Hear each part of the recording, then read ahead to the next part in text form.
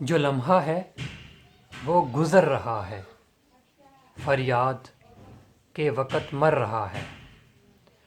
جون ایلیا کا یہ شعر نئے سال کے متعلق ان کی رائے کی پوری طرح عکاسی کرتا ہے۔ اگر آپ اس شعر کے پیچھے کا مقصد جان لیں تو آپ یہ بھی جان لیں گے کہ جون ایلیا کے نزدیک نیا سال کوئی اہمیت نہیں رکھتا تھا۔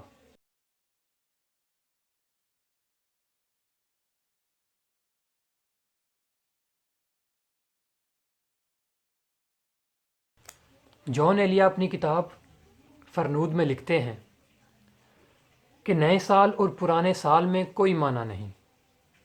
نئے سال میں نہ لمحے ہیں، نہ ساعتیں ہیں، نہ دن ہیں، نہ ہفتے ہیں اور نہ سال۔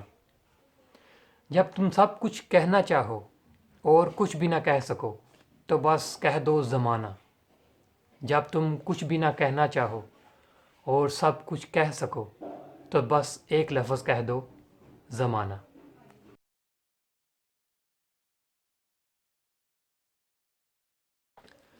آگے جو جون ایلیا لکھتے ہیں وہ نہایت ہی دلچسپ اور حیرت انگیز ہے۔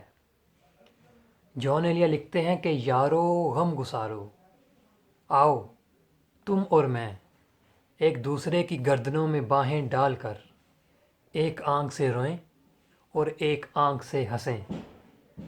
ہم روئیں کہ ہم نے صدیاں گزار دیں اور ہم ہنسیں کہ مستقبل کی مسافتیں ہمارے لیے دیدہ و دل فرش راہ کیے ہوئے ہیں۔